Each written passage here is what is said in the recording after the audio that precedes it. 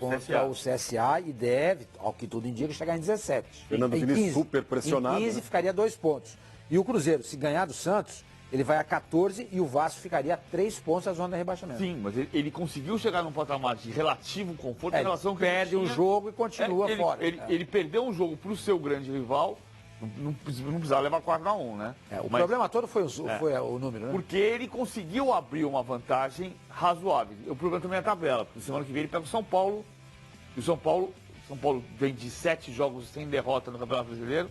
São 4 empates e 3 vitórias seguidas. Em teoria, amanhã ele deve conseguir fazer a 4ª vitória seguida, porque pega o Ceará em casa. Vai embalado o São Paulo para jogar em São Januário. Mas aí é em São Januário, né?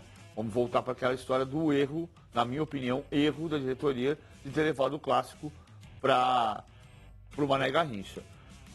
Que não fosse nem em São Januário, que fosse no Maracanã. O torcedor do Vasco não está indo como ia no passado ao Maracanã contra o Flamengo, mas não seria esse exagero não seria esse exagero do público de Brasília. Muito bem.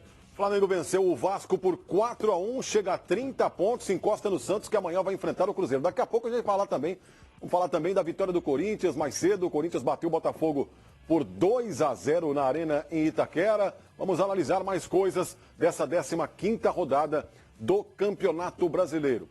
E agora o Flamengo, gente, pensando, já projetando para quarta-feira esse jogo sensacional contra o Internacional. O Flamengo vai mais tranquilo, com a moral elevada, ou pode acontecer um excesso de confiança? Tem flamenguista, inclusive alguns companheiros aqui que trabalham nos canais Fox Sports, que acham que às vezes o Flamengo reage melhor a jogos decisivos sob pressão.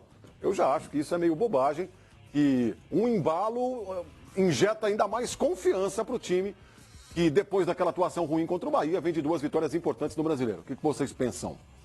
Ganhar é sempre melhor, né? Claro, óbvio. Para quarta-feira? Lógico. Ixi, Claro. 4-1 no Vasco. Chega firme, chega confiante, chega sabendo que tem soluções muito boas, ofensivamente falando. Eu acho que, se para o Vasco, você perguntou agora há pouco, não deve, desde que o Vasco saiba controlar internamente bem isso, não deve causar grande impacto, pensando no time, no desempenho do time do Campeonato Brasileiro, é uma derrota que faz parte do script. Para o Flamengo também, dá confiança, mas também não é para achar que já ganhou o mundo em função disso, porque muitas vezes, quando você acha que já ganhou o mundo também, o tombo acaba sendo maior. Não é o caso. O Flamengo sabe que tem um adversário mais difícil na quarta-feira. O Flamengo ainda tem muitos problemas defensivos na visão de vocês, não? Eu acho. Tem, e o Jorge Jesus pontuou hoje esses problemas. Ele disse que, em função da juventude dos zagueiros, eles não estão concentrados, não estão fazendo a leitura do jogo, e em alguns momentos eles se dispersam.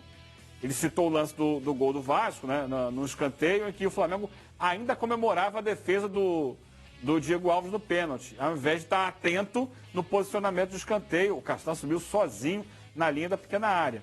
Ele acha, então, que essa defesa ainda comete esses momentos de desatenção. E isso também acaba expondo muito o time, porque é um time que joga ofensivamente, libera seus laterais. O Flamengo teve problemas no primeiro tempo com Felipe Luiz e Pablo Mari. Por ali o Vasco criou situações. Uma bola, repito, que eu falei aqui, lançada na área, que o Felipe Luiz cabeceia para a entrada da área. A do Thales Magno também. Que teve um momento até que o Vanderlei inverteu o Marquinho. O Marquinho não pode ser centroavante, estamos de acordo. Mas ele botou o Marquinho na frente e puxou o Thales Magno para a ponta esquerda.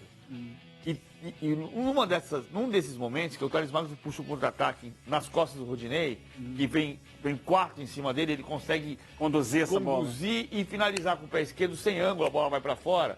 Mas o que está claro para mim é que o que está explodindo no Flamengo no sistema defensivo é nas costas dos dois laterais. Por quê? Eles sobem. Porque ele libera os dois ao mesmo tempo e faz a saída de bola com o Cueja. E aí puxa o zagueiro e o zagueiro fica exposto. Então, quando a jogada sai do lado direito, o lateral esquerdo está aberto do lado esquerdo, porque ele quer fazer amplitude. Ele puxa os dois meias por dentro para se aproximarem entre eles e dos dois atacantes, Bruno Henrique e Gabriel. E faz a amplitude para abrir a defesa adversária, ele usa os dois laterais. O que é uma solução para isso? Quando a jogada se dá pelo lado direito, prende o Felipe Luiz por dentro. E quem faz abrir a defesa adversária é o Arrascaeta. E o inverso, quando a jogada sai pelo lado esquerdo, o Felipe Luiz ataca e o Rafinha prende como meia. E aí o ponta vai ser o Gerson, que vai tentar abrir a defesa adversária. Você segura um jogador a mais. não vai explodir do mesmo jeito nas costas laterais. Só que o Jesus não pensa assim. Ele entende que ele tem que amassar o adversário, que é muito positivo, só que quando o adversário recupera a bola, imediatamente você olha para as costas dos laterais. Tem 2 lances do Vasco muito perigosos no primeiro tempo. Um é uma bola que o Raul entra na ponta esquerda, Raul é volante, no lançamento que sai do Pikachu.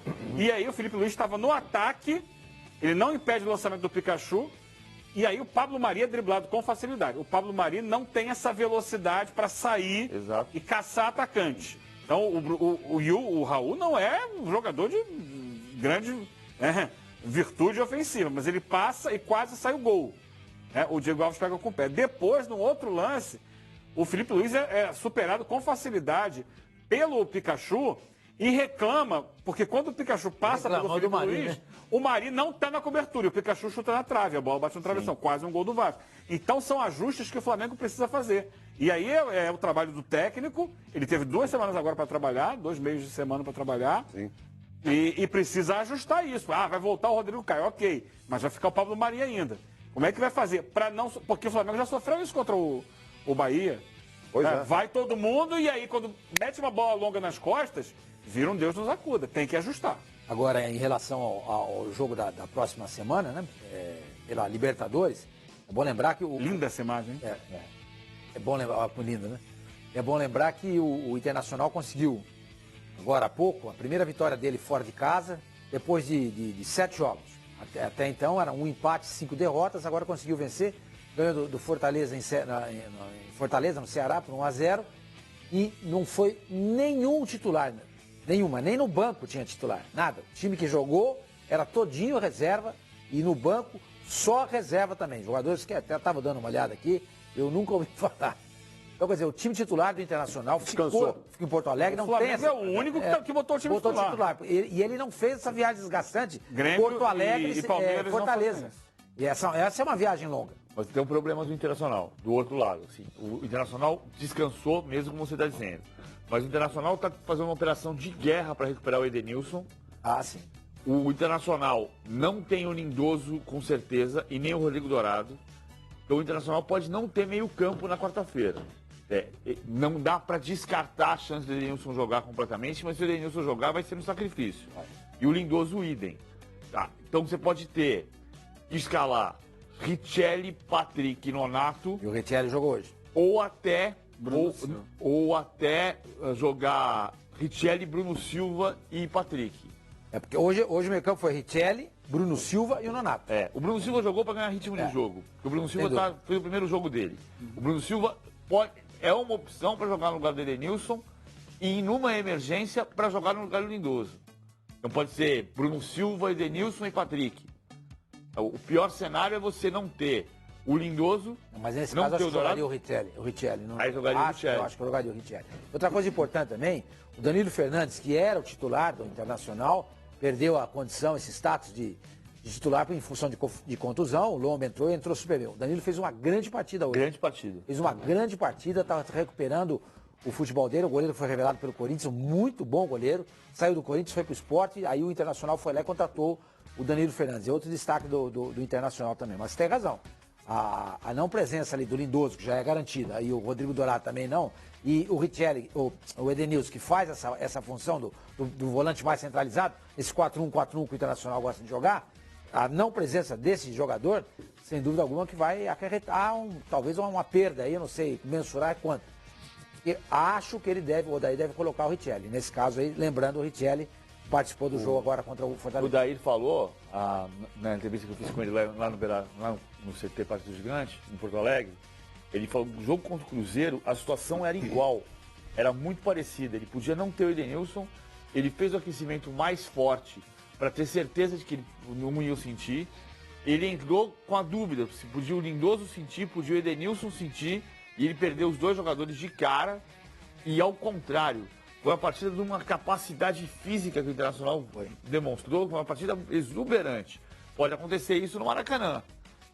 Se o Internacional jogar o que jogou contra o Cruzeiro, é muito difícil ganhar no Inter. Agora, com a condição física que o Inter não tem, e o Inter para jogar bem depende muito do aspecto físico, Aí o Flamengo pode ter uma grande vantagem na quarta-feira. Mas o Flamengo tem um ataque que o Cruzeiro não tem, né? É verdade. Jogadores como Gabriel, Arrascaeta, Bruno Henrique. Não, o Cruzeiro. Não, ele lembrou do jogo contra o Cruzeiro. Ele falou assim, se o Internacional jogar contra o Flamengo, como ele jogou contra o Cruzeiro, o Flamengo vai ter muita dificuldade. Concordo, mas eu acho que o ataque do Flamengo é um ataque que te possibilita mais soluções para armadilhas como o Internacional costuma preparar para os Quando adversários. aqueles jogadores ali de frente, coloca Arrascaeta, o Arrascaeta, Bruno Henrique, Gabigol, Bruno Henrique, quando eles resolvem tocar a bola, é difícil acompanhar. E acho o seguinte difícil também, acompanhar. Não vejo no Arão esse jogador tão ruim como a torcida vê, a ponto de criticá-lo e persegui-lo em algumas situações. Ele é um jogador que dá muita sustentação ofensiva ao Flamengo. Ele cria jogadas, não só na bola aérea, mas também no passe. Ele aparece muitas vezes desmarcado. Bom, qual foi o jogo aí agora que ele acabou de fazer um gol de pé esquerdo, o Arão? Contra quem que foi? Contra o Grêmio. Contra o Grêmio, sábado exatamente, passado. sábado passado, contra o Grêmio. Eu acho ele um jogador também muito importante nesse sistema aí de ataque do Flamengo para conseguir quebrar a defesa do adversário. Uma informação, porque a gente está falando de Libertadores, Flamengo, Inter, Grêmio, Palmeiras. Terminou agora, Fox Sports 2 transmitiu. O River Plate no El Cilindro, em Avejaneda, fez 6-1 em cima do campeão argentino. É isso, estava 1-0 pro Racing. 6-1 River Plate. Certeza, não é 1-0 não, você viu? 6-1 River Plate. Caramba. A gente fala muito dos times brasileiros, mas do outro lado tem River e O River é o melhor time do continente hoje. É. Ele pode até não ganhar o bicampeonato, mas ele é o melhor time do continente hoje. Já a gente vai ver isso no Central Fox, que começa logo após o debate final. Intervalo rapidinho, já vamos falar de Corinthians e Botafogo. Hoje o Timão venceu 2-0, até já.